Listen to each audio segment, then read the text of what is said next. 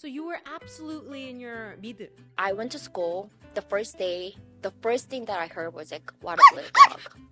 But now it's pretty common that people are taking photos when they are working out. But back then, when you're working out, people are so conscious about, oh my gosh, I'm so sweaty. I wouldn't look like ugly. They wanted to show what they were doing, to other people. So why not work out, right? You are limiting yourself. You can be successful with one or two, but if you really want to scale your business, you have to have something your own. I don't know what it feels like to go into business with your partner. Yeah. So both that's things, a whole other episode that Yeah, we can right? do. Okay. On Chair episode 2. Today I am here with my dear friend and role model, Jamie Yejin Kim. She is the CEO of F45 and also FS8. And I actually met her through a mutual friend. And thereafter, after we met, we really vibed with each other's energy. And because I was in wellness, and she's also in fitness and wellness, we just hit it off automatically. And we just, like being in each other's company. And today, I invited her to learn a little bit more about her career journey, about how she grew F48, the struggles of F40. What the F? I said F48. Okay, F45 because episode F45, and the struggles behind even running a very successful company, and also being in the space as a female leader as well. So thank you for joining us today. So we'll start off with chair essentials, basically items and objects that define the you of now. Okay. So I guess it'll reflect a little bit about your daily life and certain things that are important to you. So can you share your chair essentials? Yeah, sure. Yes, the bowl, the singing bowl. So currently my life is very dynamic and moving in very fast pace. So I really value the time that I just can be myself and really just be present. Yeah. So I don't do this every morning, but like sometimes whenever I am just too busy, I do this, which is a little bit stupid. It probably look well. I love it. It's very Okay, so you do this. Close your eyes and just use the ball around you and just the piece. Yeah, right. The piece. Yeah. So like I think it just I need these moments just to know where I am and the direction that I am going to. So this is one item that I brought. I love that. I love that you do that in the morning too. Yes, because mornings are crazy. And second is chamomile tea bag. Okay. Yeah, I carry this all the time because whenever I feel nervous or I feel anxiety, then I drink chamomile tea. I think it really helps. Yeah, so instead of drinking coffee, chamomile tea. An essential. So before meetings, Jamie drinks chamomile. Yes. People remember. And do you know what this is? It's a dog poo-poo. Yes. It's a poop bag. So I have 2 chocolate labs. Yeah. I love them. Humongous and cute. They are so cute. They are like my babies. And I go to work with them. I'm always with them. So, yeah. Every jacket I have this poop bag. So, yeah, this is 3 things that I brought. Yeah. Well, your dogs are also your family, so Yes. It's a part of your life. They are really cute. So I see you're actually the odd one out in your family, right? So do you think you always had that DNA to like go the further distance for that? And like I really push my limit. I watched Me Do, right? And I'm like, oh my gosh, I want to be in that. Yeah. So I researched how can I go to the States. Yeah. So I found this exchange student program. So, I can go to public school if I take this class and test and whatever. So I went to that 설명회 without telling my mom and dad. And I was like, Mom and Dad, this is what I want to do. And they're like, no. Yeah, right? Not. Yeah. No. Right. Where? So it took me about a year for me to persuade them. And because I made okay, Mom, you are paying this much 학원비, this much this much that. It's going to be investment. Trust me, your return is going to be that way. This, so you got a full presentation? So, yeah, at the end, I went to Wisconsin. Very random. I know. Wisconsin. Very random, right? Wow, from Korea. I've never been overseas. And Wisconsin. So the exchange program, how it works is you don't get to choose where you go. Oh, it's random? Right. Your host family pick you. I mean, you can put the preference. So initially I wanted to go West Side, Washington State, however, my host family picked me, Wisconsin.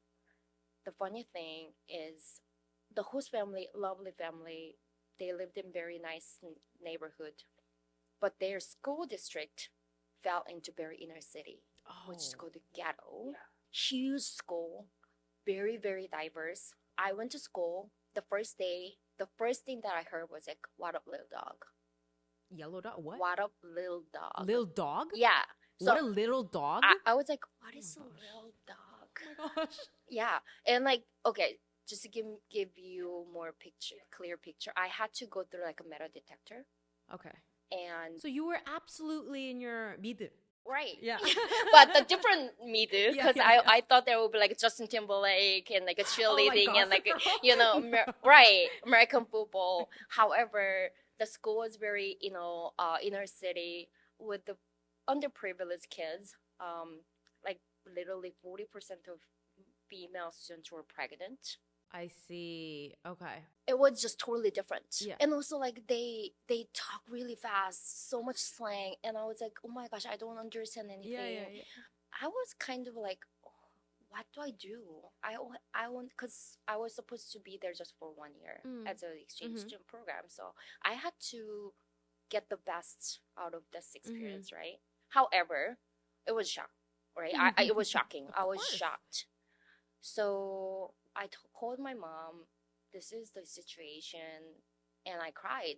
And my mom was like, Jamie, that's very disappointing. She said, you wanted to go there, and you were there just for a week, and then you're judging people and the situation so fast. Did you really try to get to know everybody? That was my mom's. Oof. So I was like, yeah, that's right. This is the opportunity that What a lesson. So I started watching BET, Black Entertainment. Of course. And learning rap, the things that, other students like. I became best friends. I played soccer there. People always, they love me so much.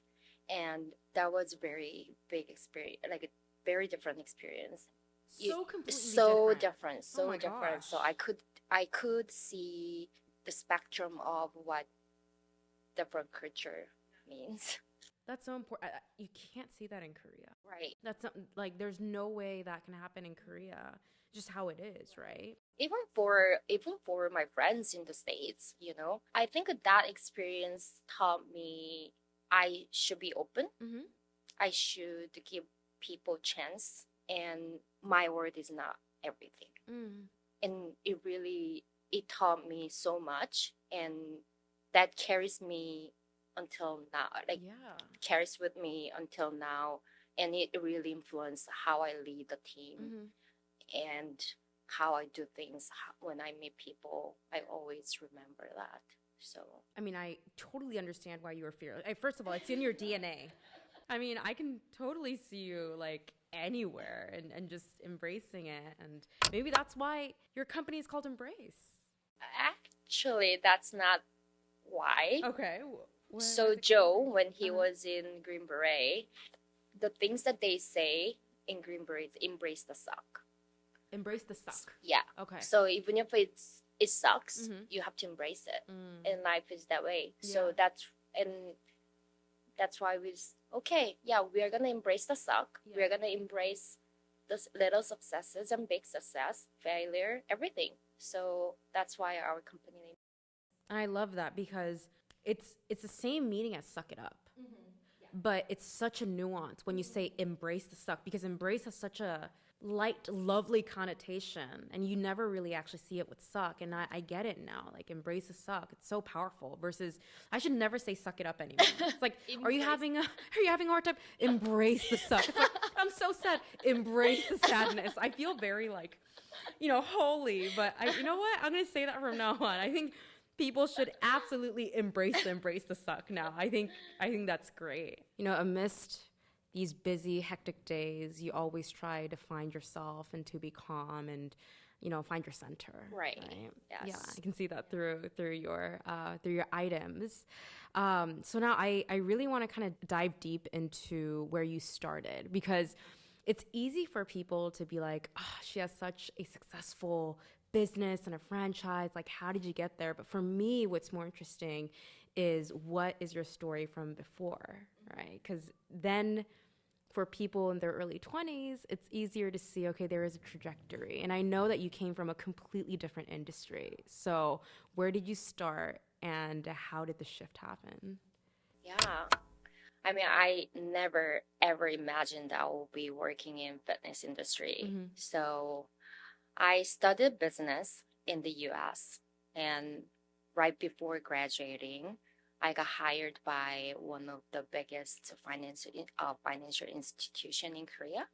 So my career, I came back to work, and I started as a product development and management for credit cards. So basically, if you want to make a credit card for like Gen Z female, then I would start from like a market researching on their behavior, spending habits and, things that they like. So I just combine all these benefits and analyzing profitability, and just become an actual product.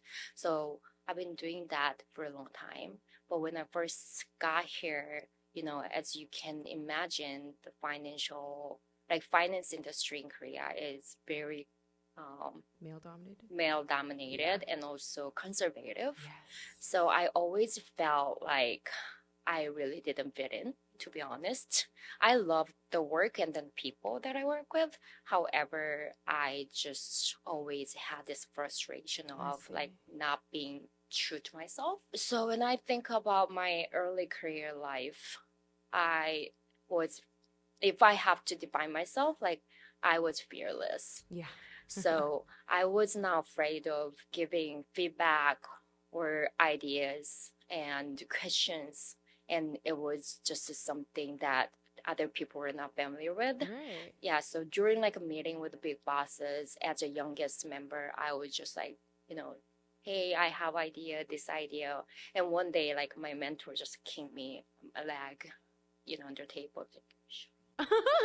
Really? Yeah. All these people say no to women who have a voice. But yeah, I mean, I was just very impatient to make impact. I wanted to make impact right away, which I was kind of ignorant. Yeah. Yeah. So yeah, it was the beginning of my career. Yeah. No, what was so surprising is you made finance sound sexy, and I never even went close to finance at all, but you were like, it's a product, you understand the Gen Z, and you create. I was like, wow, that sounds fun. So, wow, you made finance sound fun, but at the same time, I can understand why you didn't feel like yourself, because a lot of the times people try to like shush you and put you under the table, but you kind of really wanted a voice, and I love that. And I think fearless is a characteristic that when you're young, you should absolutely embrace that, right? But, like, as you were trying to find yourself, I don't think it's easy to go from, even as you said finance, you made it sound sexy, But going from there to a fitness franchise on a brand, I think people are going to probably think, okay, first of all, yeah, they had no idea because they're like, where did this jump come from? So was there a life crisis? Like, what happened? Yeah, so Joe, he's my husband now, but back then he was my boyfriend. So he worked out at 45 in New York, so he just loved it. And he was like, hey, let's go work out at 45. So I was like, what is it? And he says it's a high intensity interval. I was like, what high intensity? Like, come on, I'm doing yoga. So it took me 3 months to actually try out. So when I went to work out at 45 for the first time, it was just very eye-opening experience because, you know, when you go to like 헬스장, right? Like, you know, you wear the same like a black boxy shirts and shorts. If you're wearing leggings, like, you know, something different, and then they would like look at you like a different, like, who's that, right? And also, yeah, so like when I was working out there, I just loved the energy. Everybody was in their own outfit. They were just like, some people were like screaming, working out, like no one cared. And also no one asked me how old I was. No one asked me what I did for a job. And I felt really free. So I just loved that vibe, and also the community, the people who are just embracing differences. So I felt really safe there. And also workout itself, it's just a great workout. Yeah, that's all. Like, so I thought that like, yeah, this is really cool brand. And Joy and I were like, oh, this can be a side business. So you started yeah, a side business. right. Okay. Yeah, so I was working full time, and we decided to open one studio in Gwanghwamun because that's where my company was, and also I just worked there for a long time, so I know the area. Yeah, we opened in Gwanghwamun. We opened 3 more while I was working full time, and then we were like, this is a great business model. I want to build more this kind of spaces in Korea, and people need it. So we got the master license for Korea. And then I had to decide, like, you know, I have to focus this. So I left my full-time job and became full-time for F45. Yeah. Okay, 2 thoughts right now. Number 1, from what I know, when you open these stores, it's not small money. So what was your state back then? Like, was it, I love this brand, like you were, again, fearless about it and you were like pushing through?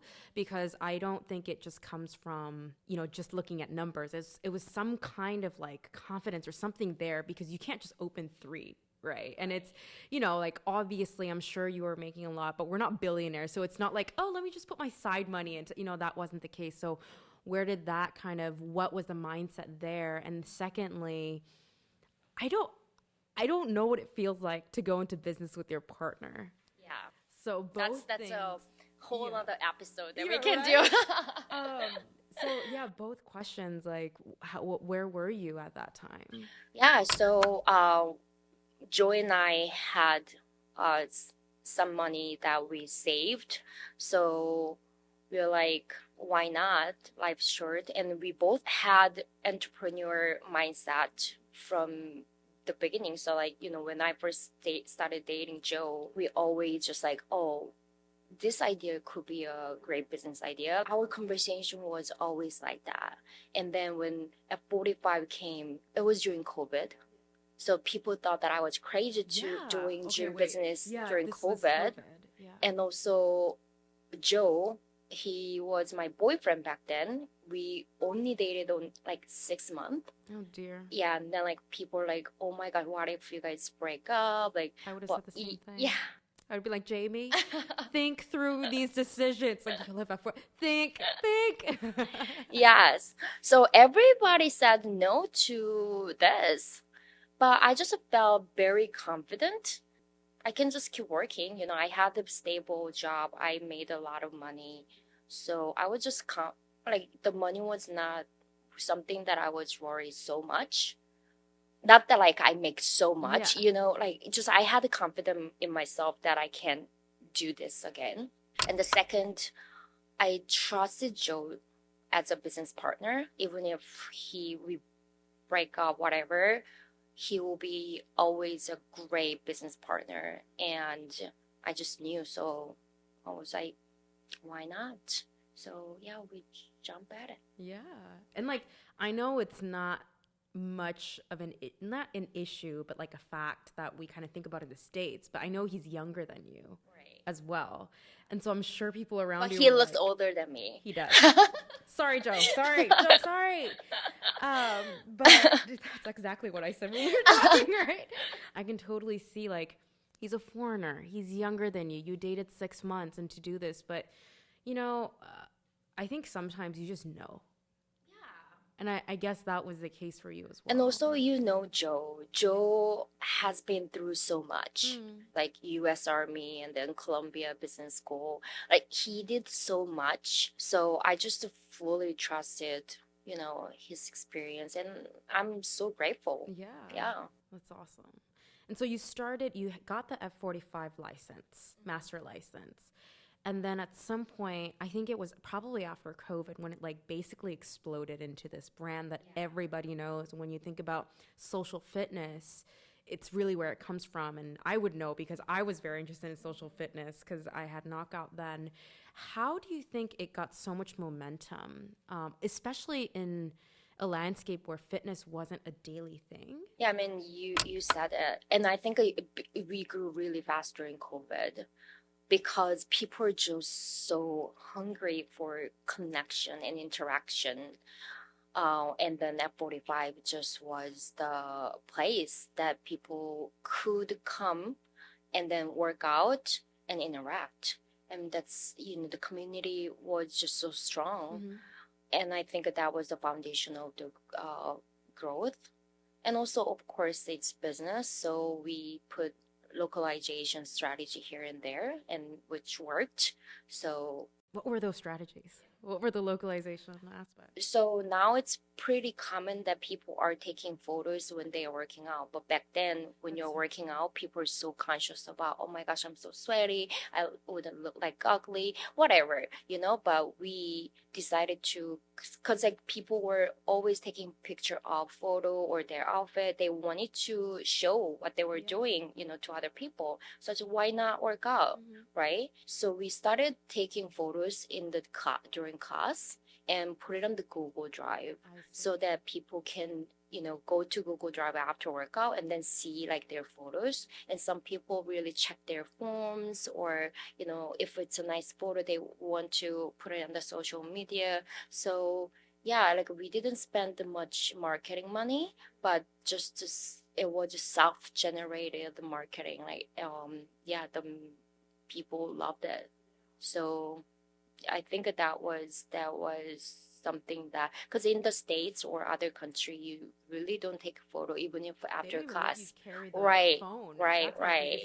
So, and also at the end of class, we always take a class photo with everybody, and you know, just the slogan, like we shout out slogan, right? Team training, life changing, and yeah, it's something people really liked. And also Korean people are just tend to like doing things together. And I think it kind of clicked with the community aspect as well. So when we are doing something together, people are usually really welcome to do so. So that was very unique about Korean market for 45. And this market, as you were talking about, I know that it's very unique, and I don't think I still haven't cracked the code on it because it's so fast, like the trend is so fast, and at the same time, like I'm always wondering, like, are people actually into fitness or are they into some other value? Like, what is it, right? So what's your take on the Korean landscape of fitness? Because I think a lot of people are trying to understand, but I actually think you need to be in it to really be able to see it. So like, what are your thoughts and where do you think it's going? I I think it's going right track, to be honest. And Korea fitness industry has so much potential. I see more boutique fitness concepts are emerging, and I'm very happy to see the change. It's following the footstep of more advanced fitness market like the US or Australia, definitely. However, the concern that I have for this market is the lack of originality. Yeah. Personally, I am still dealing with a lot of copycat brands. Sometimes it's just the same marketing message, same studio layout, everything is same, but just a different color scheme. It's yeah, I wouldn't say much. Sometimes frustrating.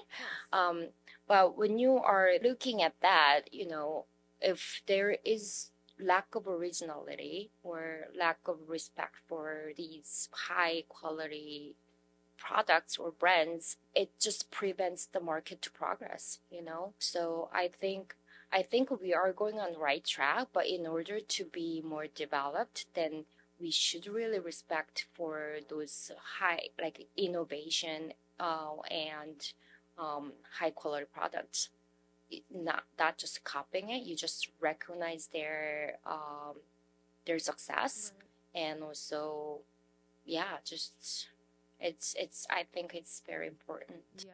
The thing is, you can copy, and there probably will be customers in the beginning, whether that's because of location or anything. But you have to be able to sustain the business. And if you don't have a core message, it's really hard to sustain. And when I see models in the States, like, there are certain aspects where Korea actually does better.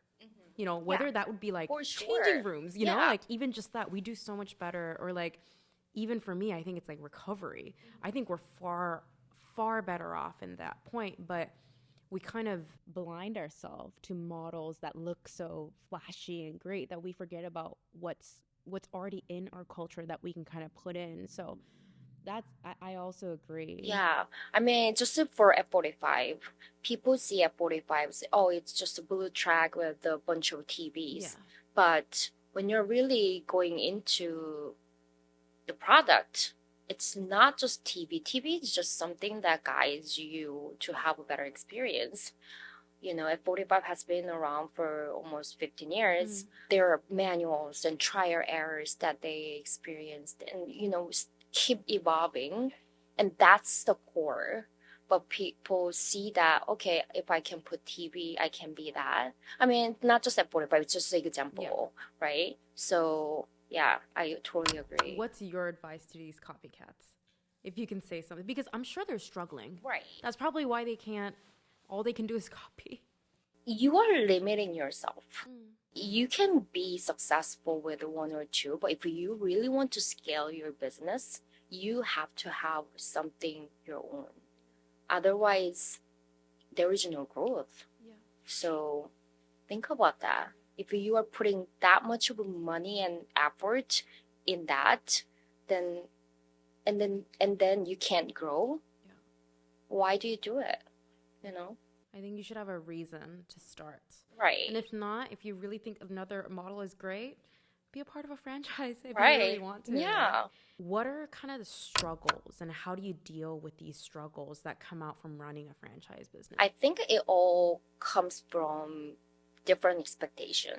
So when you are becoming a franchisee or when you are a master, like a franchisor, you have a certain expectation for a franchisee, right? And then also franchisees, they have a certain expectation for a franchisor.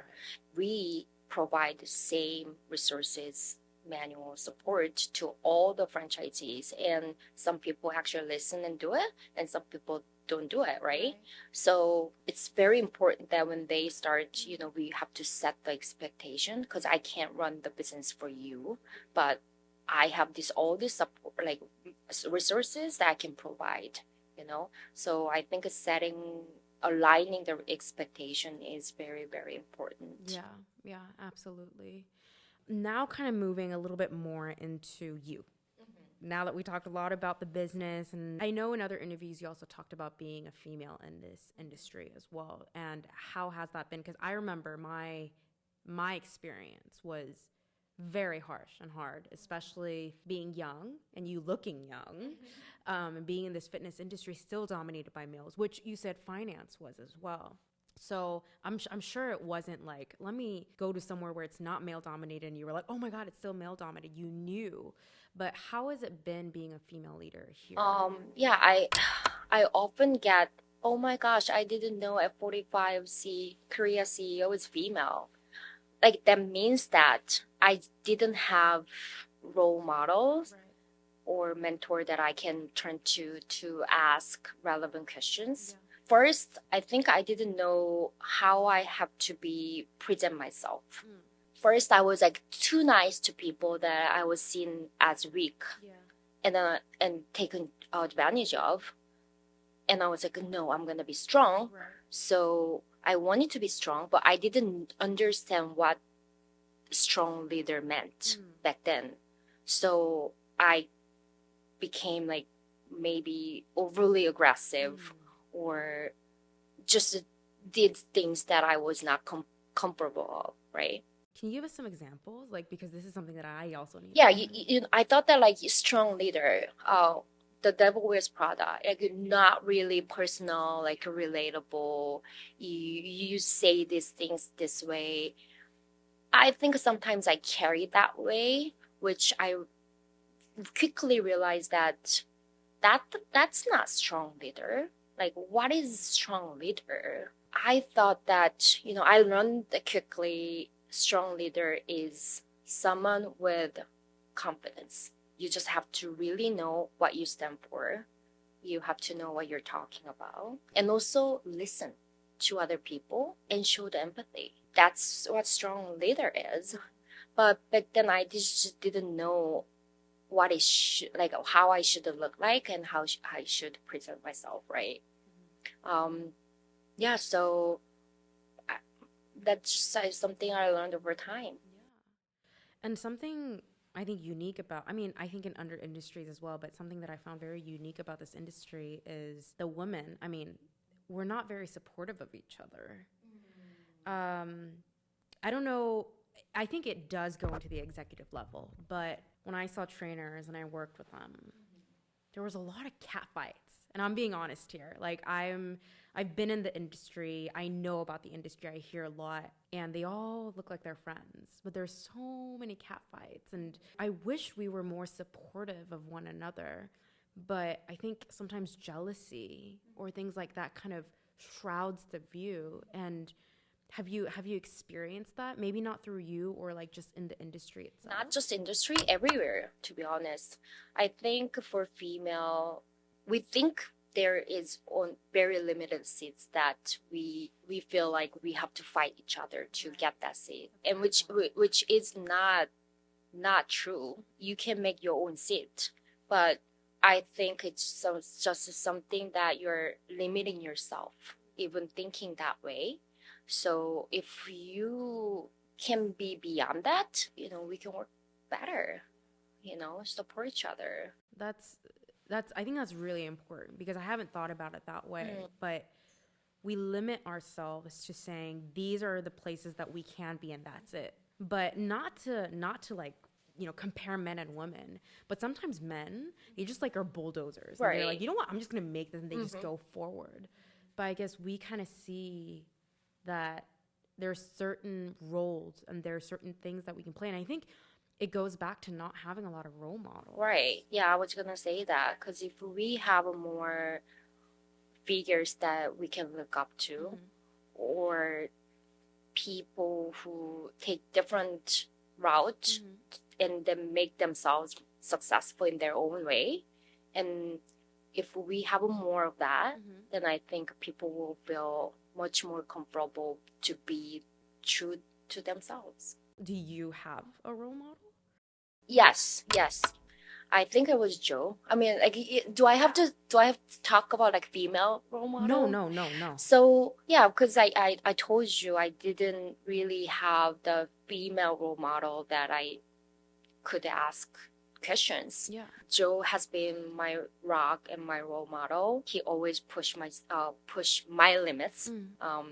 he always challenge me, and I'm just very, very grateful for that. And yeah, he always say like, if I say, oh my gosh, yeah, can I do this? Can I do this?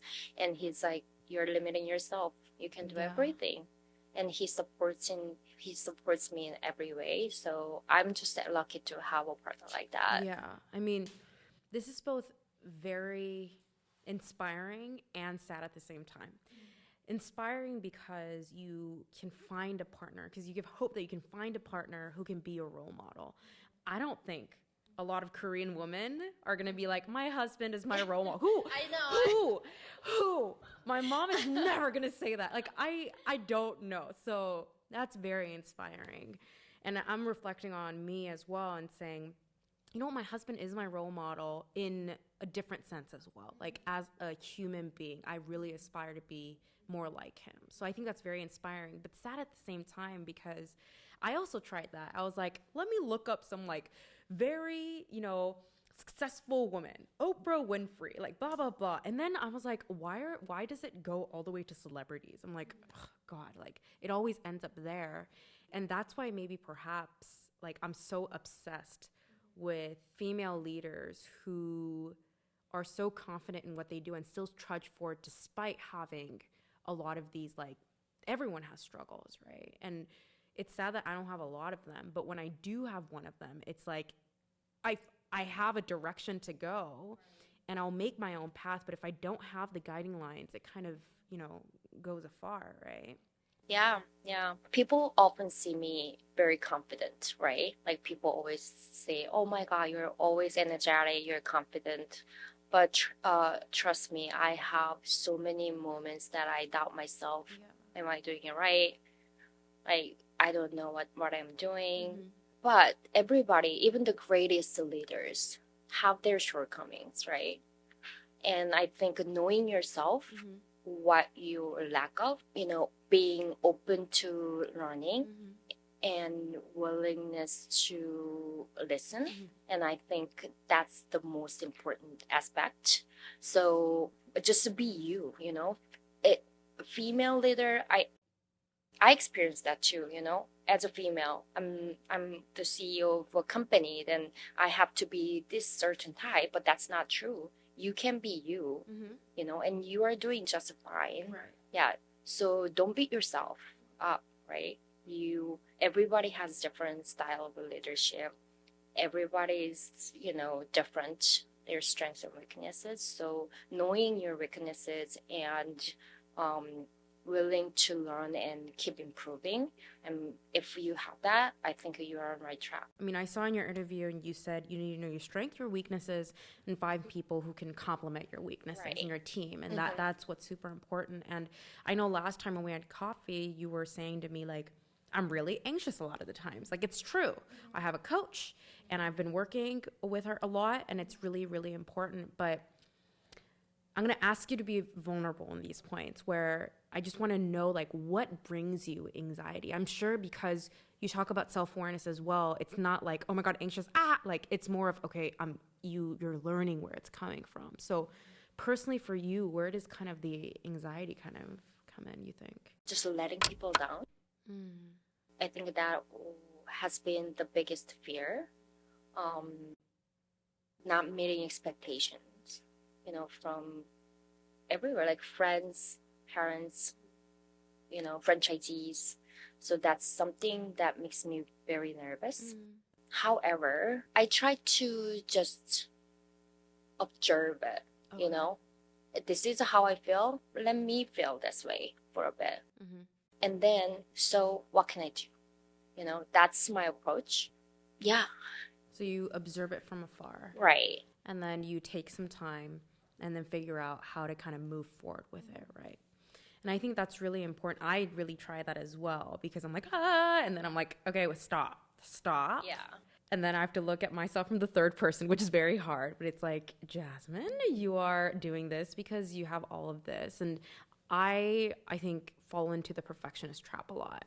And I think I also very much am like, I don't want to let people down as well. But I know you said you observe and you think how can you like figure this out? what are some like hows that you have found? Because these are not issues that you can just solve automatically, right? So what are some hows that you have kind of figured out when you like observed and like kind of gone through that? I mean, you can write it down, you can talk to someone. However, I think the most important thing is it's okay to feel that way. So before, if I feel nervous or, you know, I saw myself like I'm so weak. Why am I nervous about this? Why do I feel anxiety on this? You know, and I beat myself up like, oh, Jamie, you're so weak. You know, you can just do this. You know, why can't you not? Why do you feel that way? However, I just made peace with myself that, okay, this is how I feel. And it's okay to feel this way. That doesn't mean that I'm weak.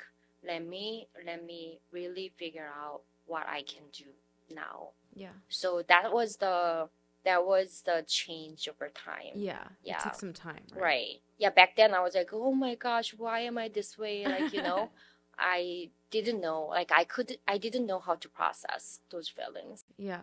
I think that's very true. And I think it could have impacted the marriage as well, right? Because there's a lot of like conversations and going back to working with your partner. We have to talk about this. There's no way out of this. But like, first of all, I'm starting to work with my mom. So even working with someone that I knew and have known for 30 plus years, and I'm still like, excuse me? Like, what is going on? And work becomes life, and life becomes work. It's not a matter of like work-life balance anymore. This is just our life, right? So how do you kind of deal with that? Like, do you leave it at the door? Like, there's so many ways that people deal with it, but you love work. So I'm sure you both deal with it in different ways. Like, how do you deal with that? Yeah, having husband as a business partner is something that I would not recommend to others. I love you, Joe. Joe! I love you so much, but it's hard. It's hard. There are always good and bad, you know. I feel truly secure. I have someone that I can face any challenges with, which gives me a lot of comfort. So when I first started doing business with Joe, back then boyfriend, we lived together. Yeah. We fought so much. Like our intention, our plan is always aligned, but the execution is different, you know, how you do things. So I researched like, oh, how can I do like, you know, the couple who are in business together, whatever. Google it. Yeah, YouTube, like, right? Like, don't talk about work at home. Yeah. That's, come on. Yeah. Like, that didn't work for me. Yeah. Yeah. So I embraced it. Mm-hmm. I was like, this is a part of our life. Yeah. And we love it. It doesn't have to be like home, work. Mm-hmm. It can be coexist. So I made peace with it. Mm-hmm. So I'm fine. Like, I love just, you know, let's like after work, we are drinking a glass of wine and then watch movie and then like, oh my God, by the way, and then we talk about work, and that's fine.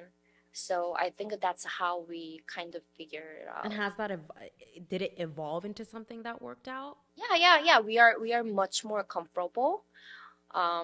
Obviously if you hit the milestone, like a bigger project doing this, because you haven't done it that way, like something, then there is a time that you have to figure out with Joe.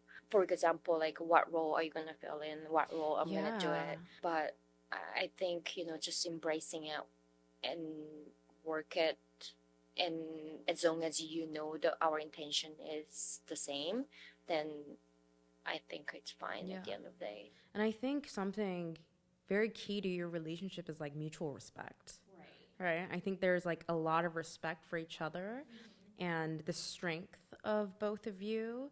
And I think that really shows, because of course there's going to be fighting. Of course there's going to be all of that. But at the end of the day, when you're sitting down, I feel like you're like, it's not like he's saying something that's like illogical, right? And I'm sure he says the same for vice versa. Yeah, so. And then it's always come from like good heart, you know? Like, So you just have to know it. Okay. So now I want to ask you a little about your future, because we're always looking into the future. We've talked a little bit about where you kind of started, where you're at. You know, sometimes I'm like, when you're running something so successful, do you want to stay in the status quo or do you want to jump the level? Like, it's all different for everyone, right? You know, obviously I sense there's more ambition here. So where do you kind of see yourself in the next 5 years? It's funny. People ask me this question, but to be honest, I really don't. I wouldn't say I don't have a clear plan, but it's not like, oh my gosh, I want to make this amount of money. Like, I want to be that level. It's when I think about success, I always think about the lifestyle I want to be. And that is something I want to be in more global setting. And I want to put myself more in a national level. That's why I'm going to EMBA, Colombia. And also Korea market itself, it has a great potential. How there are more opportunities overseas. Our company is expanding overseas. Doing a few projects currently. I want to make our company to be more that level as well. So. And you said success is your lifestyle. So I want to hear, if you have a vision, I want to hear what your day-to-day looks like. Like, what does a successful lifestyle look like? What does your day-to-day look like? Is it like wake up in the morning, have a call, mow the lawn? Like, you know, like there's always an image. But I'm sure you kind of have that image right now going in. Yeah. It's so funny because being busy, traveling back and forth, like, you know, US, Korea, wherever, that's the lifestyle I want to be. Yeah. Just traveling a lot, just busy with the work. I don't know, like that's just the lifestyle that I will be. The jet setter lifestyle. Yeah. However, for now, I think it's cool that you have the luxury to travel back and forth. Yeah. You have flexibility in time and space. You know, I can work remotely. I have a whole team here already settled. That's the lifestyle. I'm just, yeah. And what advice do you have for generally, whether they're, you know, pursuing something that's completely new for them, or even if they're in the same job? I think if they're going for something and pushing boundaries, what are some things that you want to tell them? Have you ever heard the imposter syndrome? Yes. That's a huge thing. Yeah, right? Like a minority female suffer from that syndrome. I mean, also I had it. I mean, I still having it. So be confident, you know? Be confident about yourself. And, you know, when you are confident, like you can be you. What are some things that can make you confident? Because I have this conversation a lot with my husband, actually. Because we try. We really do. And sometimes it's just like, what can I do to kind of boost this? And if you have any tips for growing that confidence. For me, awareness. You have to aware your weaknesses. You have to know what you're good at. But recognizing your shortcoming is powerful. Once you embrace that, you can be anything. Yeah. And sometimes people are just so afraid that getting feedback, you know, but no one's perfect. I'm also struggling. Like sometimes it hurts. Like, you know, when Joe says like you suck at this and that. He never says that way, but it feels like that. You hear it that right? Way. Like, hey. But sometimes it hurts, you know, getting criticism. But that means the opportunity. You know, if you really shift your mind that way, then I think you will be way more powerful. There's one last kind of a general kind of question that we give, and it's sitting means working. Like it's being in the zone, it's working, and then a journey begins from there, right? If you imagine yourself sitting and being in work and really focusing, what kind of journey do you want to be in? And as you progress and in the future?